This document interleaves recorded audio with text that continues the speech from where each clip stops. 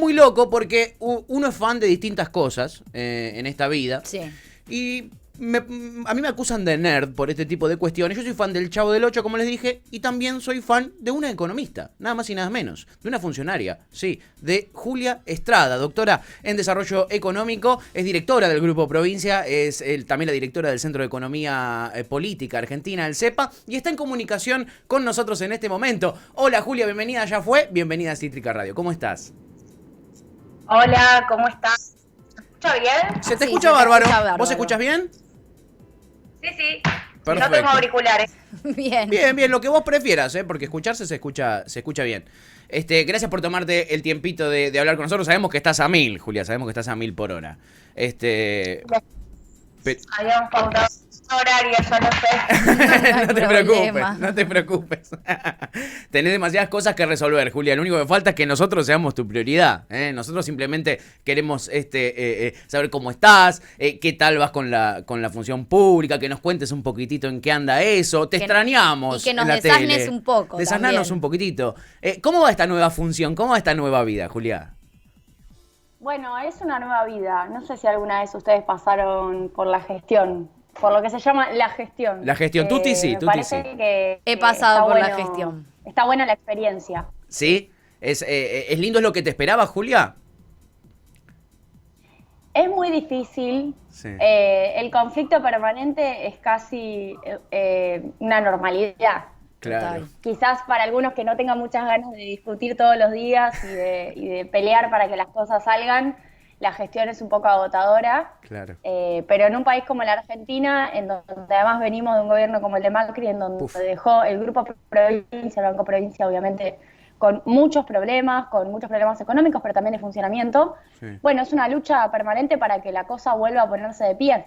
Y encima en pandemia, de hecho estamos, por ejemplo, yo soy representante de lo que se llaman consejos consultivos, Sí. en donde hablamos con todos los sectores productivos de la provincia, Sí. pero por internet, o sea, sí, una charla virtual con Sí. empresarios, con productores, y la verdad que no es lo mismo. No, Digo, claro. uno le mete todas las ganas, pero no es lo mismo, y hay toda una tarea territorial, me parece que estaría bueno poder hacer cuando la pandemia termine, recorrer un poco la provincia y ver qué es lo que está pasando. Sí, ¿no? A mí eso me gusta mucho. Sí, no, me imagino que la pandemia en ese sentido cambió seguramente todos los planes que tenían en la provincia de Buenos Aires, como vos decís, es muy necesario bajar al territorio y ver lo que sucede, es una provincia con muchas cosas para hacer y desarrollar, y en ese sentido la última novedad económica que tenemos no es pequeña, Julia, es el acuerdo con los acreedores externos de la Argentina, y supongo que eso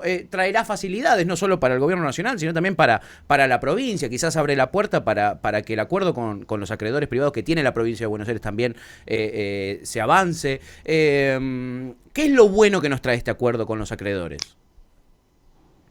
Bueno, a ver, ya empezó la polémica, de hecho. No sé si vieron los Sí. tweets de Alfonso Prat-Gay. Sí, hablamos de eso. Era esperable. Sí. Estaban en contra de la cuarentena, estaban en contra de Vicentín, van a estar en contra del acuerdo. Olvídate. Es como que va cambiando la excusa, pero la razón es oponerse en Sí. última instancia. Tal cual. A mí me parece que para poder contarlo y que se entienda, Sí. es un acuerdo que resuelve una parte del problema. El problema de la deuda es más grande. Sí. Incluye 3 partes, podemos decir: ley extranjera, Sí. ley local, ley nacional y fondo monetario. Bien.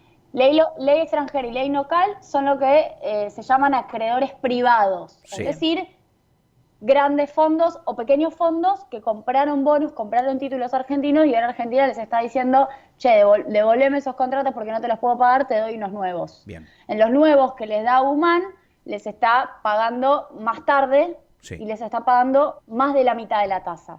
Más Bien. tarde significa que compramos 5 años de tiempo y más de la mitad de la tasa de reducción significa que esos contratos que les estamos pidiendo que nos devuelvan tenían un 7% de rendimiento anual en dólares Sí. y les estamos dando nuevos contratos que van a rendir 3,07% anual en dólares. Bien. Esa es la razón por la cual hay un ahorro en términos financieros, Sí. porque la plata vale con el tiempo. Claro. La plata hoy vale más que la plata mañana. Claro. La plata hoy vale más que la plata en 2025. Claro. Entonces ahí nos ahorramos 30.000 millones de dólares. Pero no hay quita, Ok. mayormente. de capital, como sí hubo en el 2005 con Néstor Kirchner y Lavagna. Claro. Y por eso ahí hay una diferencia con el canje actual. Ahora, Argentina igual, porque veo la crítica de Alfonso Pratgay, y nosotros mismos lo estamos contando y lo estamos poniendo en el análisis, tiene que afrontar grandes vencimientos a partir de 2025. Claro. Y eso es ese es el kit de la negociación. Tal cual. Que vos no pagas ahora para poder pagar más adelante. Nadie va a hacer magia y va a eliminar la herencia demencial de endeudamiento que, entre otros, Alfonso Pratgay dejó. Tal cual. Ojalá pudiéramos con la varita mágica eliminar los vencimientos. Si él tenía la solución de decirle a los que vinieron a comprar contratos cuando él era ministro de Hacienda para que sencillamente nos condonen la deuda, nos hubiera avisado. Pero de eso no se trata, la deuda hay que pagarla igual. Los 68.000 millones de dólares de cualquier manera se pagan, pero se pagan con otra distancia temporal. Claro. Pero la herencia está ahí. Digo, la deuda Sí. la tenemos que pagar, nos guste o no nos guste. Digo, no zafamos de la deuda de Macri. Y de hecho, la peor herencia de Macri es el Fondo Monetario, que ya todos quizás se creen que porque Cristalina Georgieva tiene buena onda, y yo creo que esa buena onda, más allá del trabajo político del ministro, que yo creo que es para elogiar en la relación con el fondo, esa buena onda es interesada, Sí. es una buena onda interesada. Cristalina sabe que Argentina no podía entrar en default porque ella iba a tener que dar explicaciones. Tal cual. Ella y los que firmaron el acuerdo. Tal cual. Entonces, mejor que funcione la reestructuración, así el FMI puede hacer borrón y cuenta nueva sobre lo que hizo durante el gobierno de Macri. Bien. Por eso estaba interesado en la reestructuración. Yo pondría mi manto de duda sobre si ahora van a ser tan flexibles cuando nosotros les pidamos que no podemos pagar de la misma manera que le pedimos a los bonistas privados. Claro, porque ahora nos viene esa parte, ¿no? Mientras, bueno, en el Congreso está el tema de la deuda con legislación local y también de afuera. Acabamos de cerrar con los acreedores privados, BlackRock, el grupo ADOC. Nos queda todavía el Fondo Monetario, que le debemos una bocha de plata, hizo el préstamo más grande en su historia a un país que no le había explicado cómo le iba a devolver ese dinero, simplemente para, yo creo, interpreto, para bancarle la campaña a Macri, que luego terminó perdiendo con Alberto Fernández. Y ahora nos queda negociar con ellos. Recordemos que el Fondo Monetario, más allá de que muchos dicen que ahora ha cambiado que cambió, que de repente es bueno, el Fondo Monetario lo que hace es prestarte una tasa más baja que la del mercado y luego te impone condiciones de cómo tenés que hacer vos con tu economía para devolverle la plata. Es la historia de nunca acabar. Y ahora nos toca hablar con ellos y ver qué nos piden, porque algo, Julia, nos van a pedir. Algún ajuste, jubilaciones, lo clásico. Si hay algo que alguien no le puede decir al FMI, Sí. es que le falta coherencia ideológica. Creo que si hay un organismo que nunca tuvo problemas en ser coherente, es el fondo. Siempre dijo lo mismo. Sí, Vas a los archivos, resiste todo tipo de archivo. Lo podés llevar a Sobredosis de TV y resiste cualquier tipo de archivo el fondo. Porque siempre dijo lo mismo. Claro. ¿Por qué razón hoy diría otra cosa? ¿Por la pandemia? Bueno, dejemos la puerta abierta. Ojalá, creo que a nosotros nos sirve, que en este caso la pandemia quizás sea una razón. Sí. Pero, y también Cristalina Georgieva en este contexto está diciéndole a los estados que gasten, Sí. que el gasto está bien, están supuestamente condonando deudas de unos 80 países más pobres. Bueno, ojalá la pandemia sea un momento para rediscutir algo de la política ortodoxa, Sí. pero desde 1958 que Argentina es integrante del fondo siempre propusieron lo mismo. Ahora, si el FMI no cede, Sí. todo esto que hizo hasta ahora Guzmán, Sí. no es que quiera exagerar, pero sirve de muy poco. Claro. Porque necesitamos que sea completa la reestructuración, no sirve que sea solo una parte.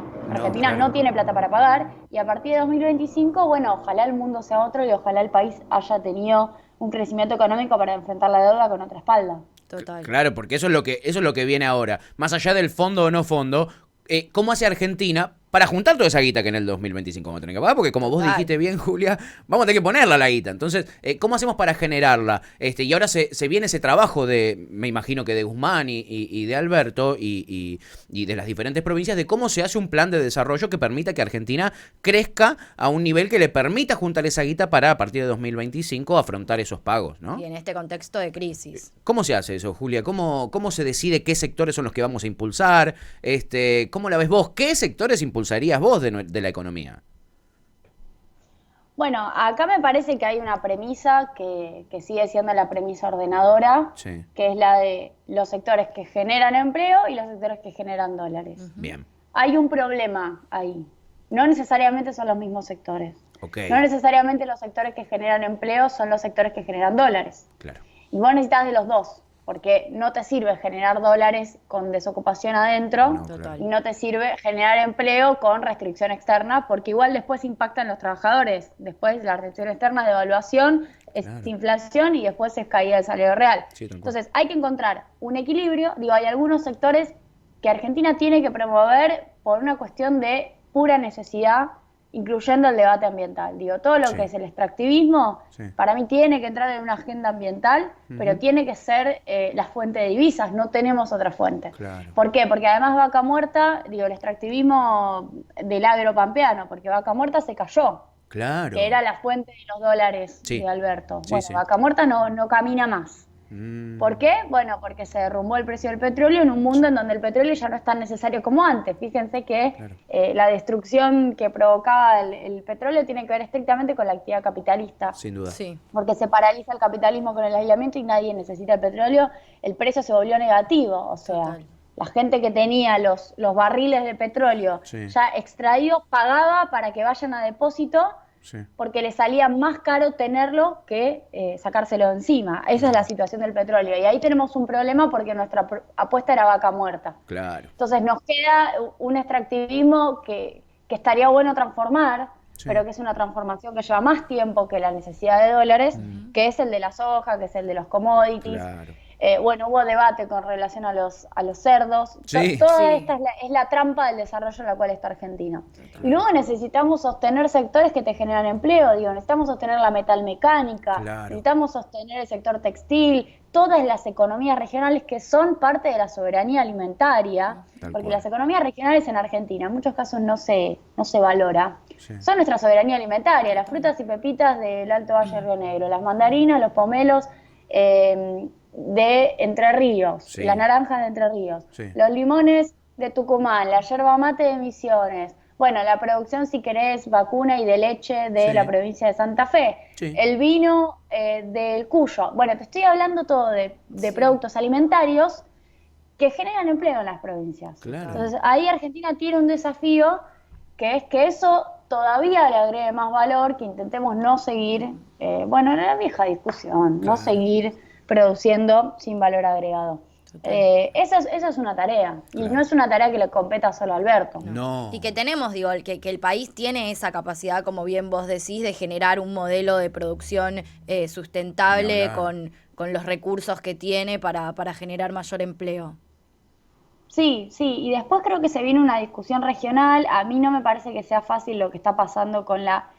No sé si vieron que hubo un proceso de descentralización productiva de la década de los 60, 70 para acá, Sí. en donde países desarrollados se deshicieron de las fábricas que menor, digamos, que menos le interesaban, las Sí. fábricas siderúrgicas, las fábricas automotrices, las terminales, se Sí. deshicieron de una parte del sector textil y lo llevaron a los países subdesarrollados. Bueno, ese proceso se está empezando a revertir. Bien. Digo, no es que la descentralización hubiera estado buena, sino que tuvo mucho correlato con la precarización laboral. Claro. Pero ahora el problema es que se corre el riesgo de que ocurra el proceso inverso y por la pandemia estos países que están padeciendo desempleo, como el propio Estados Unidos, que ya en la campaña de Trump inicial Sí, sí. quería centralizar y volver a traer fábricas a Estados Unidos, se lo hizo a México, de hecho le sacó fábricas a México y se las volvió a erradicar en Estados Unidos. Sí. Bueno, Europa está haciendo lo mismo. Y ahí hay algunos sectores, digo, todo lo que tiene que ver con el sector automotriz y también el siderúrgico, el propio Techin, Sí. que amenaza permanentemente con llevar producción de nuevo a los países del norte, Sí. obviamente con la discusión impositiva. Con lo cual hay una etapa muy defensiva, que es una etapa de defender lo que tenemos en algún Claro. punto. Por eso se viene una discusión que no es fácil. De hecho, cuando uno mira la ley de teletrabajo, Sí. que yo creo que tiene grandes avances en relación a las tareas de cuidado y demás, Sí. es una ley mayormente defensiva. Sí, tal cual. Porque no es el tipo que ya, o la mina que ya teletrabajaba porque es monotributista, porque es freelancer. Lamentablemente esa persona seguirá siendo freelancer, habrá que discutir el fraude laboral encubierto en el monotributo. Tal cual. Pero Sí. hay que discutir eso. Ahora, la ley de teletrabajo apunta a que los que trabajaban físicamente en el establecimiento laboral del empleador, ahora que hacen teletrabajo en su casa, no sean autónomos, sino que sigan siendo trabajadores de dependencia. Y cualquiera podría decir, lógico, Bueno, pero para los empresarios no era lógico. No, ni en los pedo. empresarios querían que fueran autónomos. Bueno, la ley de teletrabajo dice, escúchame, si tenés órdenes de trabajo que te las da un empleador, si el empleador más o menos te controla los tiempos en los cuales tenés que devolver esa tarea, si, bueno, seguís teniendo obviamente herramientas de trabajo que tienen que ver y software que tienen que ver con tu trabajador, con tu empleador, todo eso significa que hay relación de dependencia. Claro. O sea, tiene 4 patas, mueve la cola, sigue siendo perro. Total. Eso dice la ley de teletrabajo. Entonces, es defensivo. Tenemos que darnos cuenta que estamos en una situación en donde estamos defendiendo la relación de dependencia, que al día de hoy es lo mejor que el mundo capitalista nos ha dado, la relación de dependencia formal con aportes y contribuciones patronales, jubilación y aguinaldo. Tal cual. Totalmente. Sí, ni hablar. Volviendo un poco a la deuda, perdón, pero Cítrica tiene sus pies en Avellaneda y por ende en la provincia. Bueno, que además vos estás muy en tema, estás en tema de todo, pero digo, en provincia también te influye en tu tarea laboral diaria. ¿Cuál es la situación actual de la deuda en provincia? ¿En qué estamos? ¿Qué pasa? ¿Cómo lo vamos a resolver? Está en la misma situación que la nacional. La nacional tenía que resolverse antes. Bien. Esto es así. Sí o sí. Digo, no hay una falla en la provincia en demorar, digo. Siempre que hablas con cualquiera de nuestros compañeros que están en Hacienda, Pablo López, te dice primero la nacional. La nacional es el marco. Si había default nacional, había default provincial. Total. Obvio. Sépanlo, no había chance no había de que manera. hubiera algo distinto, No, claro. por más que Axel fuera brillante y todos admiráramos su gestión económica. Sí. Ahora, tiene buenas perspectivas de arreglar. Y lo mismo bajo ley local, digo, vos lo mencionaste antes, hay un proyecto de ley en el Congreso que termina diciendo lo mismo que se acuerda con ley extranjera, se acuerda para ley local, esto va a pasar exactamente igual, estimo, en la provincia. La provincia, por suerte, no tiene el Fondo Monetario, porque el FMI es un acuerdo con la Administración Central, sería el colmo, pero es la provincia más endeudada. Claro. Y ahí gran parte del destino de la provincia depende hasta que no cambie la estructura impositiva, que no se la permiten cambiar a Axel. De hecho no le permitieron la aprobación de recursos extraordinarios para la pandemia. Tal cual, La una Nación locura. lo aprobó, diputados le aprobó el presupuesto extraordinario. Bueno, a Axel no se lo aprobaron senadores y diputados. Increíble, porque además es en pandemia. En pandemia, es de locos. La oposición de la provincia de Buenos Aires es una cosa barbárica ya, ¿no? Muy acá. Pidiendo cargos a cambio. Sí, además, porque la chiquitita quizás la conoce poca gente, pero la chiquitita es que pedían cargos. Claro. Ni siquiera es que hicieron un planteo racional o una contrapropuesta, che, este proyecto no me gusta. No, pedían, era extorsivo. Pedían cargos.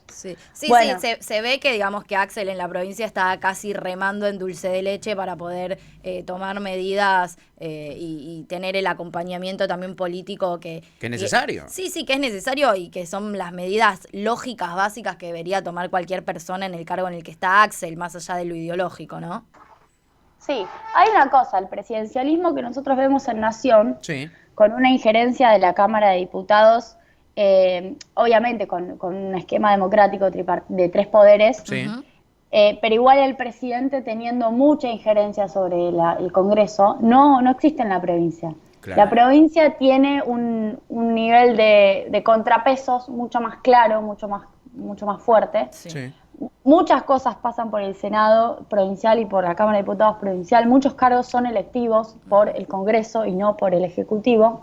Entonces, para un gobierno como el de Axel, que quiere transformar gran parte de las estructuras de toda índole, bueno, el Congreso provincial se vuelve una traba si no lo tenés de tu lado. No es que podés gobernar sin el Congreso. No es que tampoco Nación se pueda, pero se puede mucho más. Sin duda. Sí, obvio. Se puede mucho más.